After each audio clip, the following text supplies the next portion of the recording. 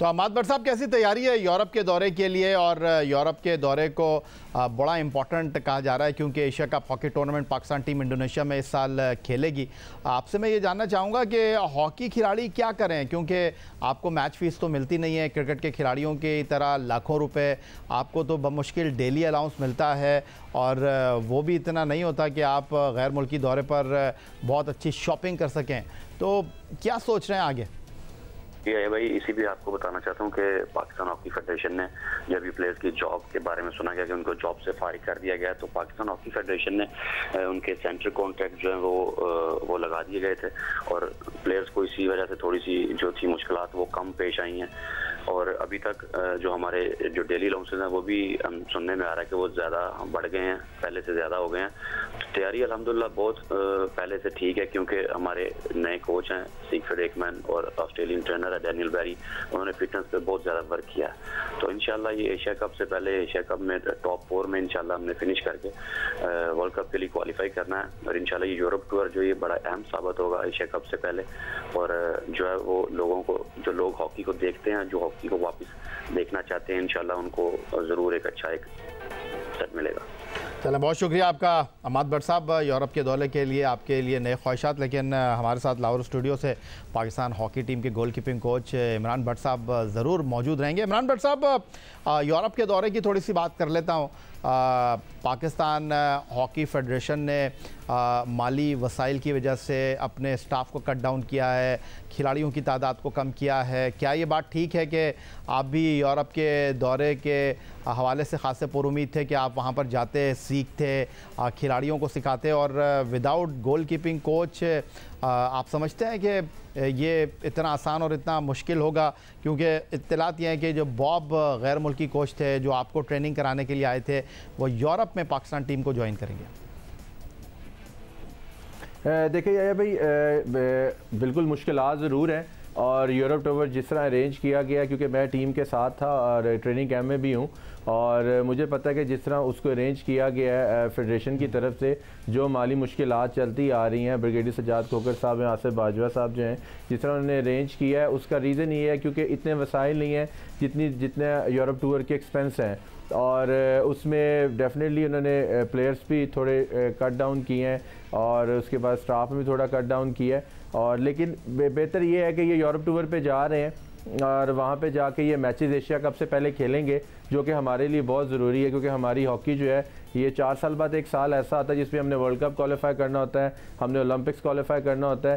तो इस वक्त हमारे पास जो बेस्ट ऑप्शन है वो यही है कि प्लेयर्स ज़्यादा से ज़्यादा जाएँ, क्योंकि प्लेयर्स के ज़्यादा से जाने से पहले एक अच्छा पूल जो है वो तैयार हो जाए, एशिया कप से पहले अच्छे मैचेस मिल जाएँ, वर्ल्ड कप ये क्वालिफाई कर जाएँ। क्योंकि मैं इस चीज़ में ये कहता हूँ कि यार भाई कि काम जो है वो ज़रूरी है और आपके काम करने से जो है टीम को फ़ायदा हो जाए, किसी गोलकीपर को फ़ायदा हो जाए। अगर पास की मिसाल की तरह अगर यही चीज़ सामने रख के जी अगर मैं टूर पे जाऊंगा तो मैं कोचिंग करूंगा, तो वो चीज़ अगर हम लोग नहीं बदलेंगे आके, हाँ जहाँ पे फेडरेशन को ज़रूरत फील होगी क्योंकि वहाँ पे फॉरनर कोच जो बॉब है उसने ज्वाइन करना है टीम को, और जहाँ पे वो नहीं अवेलेबल होगा, जहाँ पे ज़रूरत होगी टीम की गोलकीपर कोच की, तो डेफिनेटली फेडरेशन वहाँ पे ज़रूर भेजेगी। अच्छा इमरान, चूँकि आप गोल कीपिंग के डिपार्टमेंट को डायरेक्टली लुक आफ्टर कर रहे थे और साथ साथ आप सीख भी रहे थे, गोल कीपर्स को तरबियत देने के साथ, कोचिंग कराने के साथ, एक बड़ा इम्पॉर्टेंट सवाल यह है कि आप एशियन चैम्पियंस ट्रॉफ़ी में मजहर गोल कीपर के साथ गए और अब यूरोप के दौरे पर आप जा रहे हैं। एशिया कप खेलने से पहले आपने मां सिवाय गोल कीपर मजहर के बाकी उसी टीम को रखा है, तो आपको लगता है कि जो हमारे दूसरे गोल कीपर हैं वो तैयार हैं? देखिए यार भाई, मेहनत तो बहुत की गई है उनके ऊपर और टैलेंट भी है उनमें, इसमें कोई शक नहीं है कि ये न्यू कमर्स हैं और इतना एक्सपीरियंस नहीं है। अब यूरोप में जाके खेलेंगे इनको फ़ायदा होगा, क्योंकि जो आपका फॉरनर कोच है एकमैन, उसका बिलीव है कि मैं यंग स्टाफ को लेके आगे चलूं, क्योंकि वो लॉन्ग टर्म प्लानिंग के ऊपर है। तो जिसकी बिना पे जो डिस्कशंस हुई हैं और डिस्कशंस के बाद जो है उसने जो है यंग गोल कीपर्स को जो है, क्योंकि बेसिकली फाइनल अथॉरिटीज़ एकमैन जो उसको अपने सेटअप के लिए बेहतर लग रहा है वो उसी को टीम के अंदर एडजस्ट कर रहा है। तो जो उसके साथ डिस्कशन हुई है, इवन जो फाउंडर बॉब था उसके साथ बैठ के डिस्कशन हुई है, तो उनका जो एक विजन है वो है यंग गोलकीपर्स के ऊपर, और वो चाहते हैं कि लॉन्ग टर्म फ्यूचर पे इनको लेके चले। इसीलिए वो यूरोप के ऊपर इनको मैचेस खिलाना चाहते हैं ताकि एशिया कप से पहले इनका कॉन्फिडेंस जो है वो कर सके बेहतर। तो वो कौन सा गोलकीपर है अब इमरान जिस पर सारा फोकस है? और हमने देखा कि मज़हर पूरा Asia cup, Asian champions trophy खेले और अब वो टीम में नहीं है, तो अब कौन सा गोलकीपर है जो पहली चॉइस होगा? देखिए इस वक्त तो उसकी नज़र में तो तीनों गोलकीपर जो हैं वो एक तरह के बराबर हैं, क्योंकि इस वक्त जो है अकमल है, वकार है और अब्दुल्ला है, तीनों यंग गोलकीपर्स हैं। और अब्दुल्ला और वकार जो है वो जूनियर वर्ल्ड कप खेल के आए हुए हैं, और अकमल जो है वो भी जूनियर खेला हुआ है। और ये तीनों गोलकीपर एनर्जेटिक है, यंग है। और अब इस तीन में से उसने दो, क्योंकि तीन नाम उसके पास हैं, और उसने दो गोलकीपर्स को जो है इस यूरोप टूर पे कॉन्फिडेंस के लिए लेके जाना है। लेकिन तीसरा जो है वो इस चीज़ का हिस्सा होगा और वो इस तरह कंटिन्यू चलेगा। लेकिन वो फाइनल अथॉरिटी उसके पास है, वो मेरे ख्याल से अनाउंस करेगा एक आधे दिन के अंदर कि कौन से दो गोलकीपर्स वो यूरोप टूर पे। इमरान, आप तो गोलकीपर को बराह रास्त देख रहे थे ना, तो वो कौन सा गोलकीपर आपके ख्याल में जिस पर ज़्यादा फोकस होगा? मेरे ख्याल से इस वक्त जो है वो गोलकीपर्स में जो है वो अकमल बहुत अच्छा परफॉर्म कर रहा है। अकमल है, वकार है, और उसके बाद अब्दुल्ला है। यंगस्टर्स हैं, टॉल हाइटेड हैं, दो गोलकीपर आपके पास। जिस तरह आप समझ लें कि in the future, in the past आपके पास सलमान अकबर थे, इसी तरह टॉल हाइटेड है और ब्राइट फ्यूचर मुझे इनका नज़र आता है। एज ए ट्रेनर इनके साथ मैंने काम किया है, तो इस वक्त अकमल जो है वो बहुत इंप्रूव कर रहा है, उसके साथ अब्दुल्ला और वकार इंप्रूव कर रहे हैं। अच्छा, अगर मैं गलती नहीं कर रहा तो जूनियर वर्ल्ड कप में वकार और अब्दुल्ला थे, तो ये अकमल जो थे वो आपके रिजर्व गोलकीपर थे और ये स्टैंड बाय थे मज़हर के साथ। तो फिर हम कैसे आगे बढ़ रहे हैं? एक तरफ हम, आपने जिस तरह कहा कि एक्मन जो है वो नए खिलाड़ियों पर निगाह रखना चाहता है, लेकिन बाकी तो टीम वही है, बाकी तो वही खिलाड़ी हैं, उमर भुट्टा, अली शान, वही पुराने खिलाड़ी हैं जिनके साथ ये टीम बन रही है। आप अगर आपके जो डीप डिफेंडर हैं वो अगर डॉच खा जाएँ तो बेचारा गोलकीपर क्या करेगा? देखिए ये तो मैं आपकी बात को एग्री करता हूँ कि अगर डिफेंडर बीट होंगे तो गोलकीपर्स के क्या कर सकता है, क्योंकि गोलकीपर को जो है वो डिफेंडर्स की सपोर्ट चाहिए। तो इसके ऊपर ख़ास तौर पे काम किया गया, क्योंकि हमारे गोलकीपर्स जो हैं वो कम्युनिकेशन के ऊपर लैक कर रहे थे।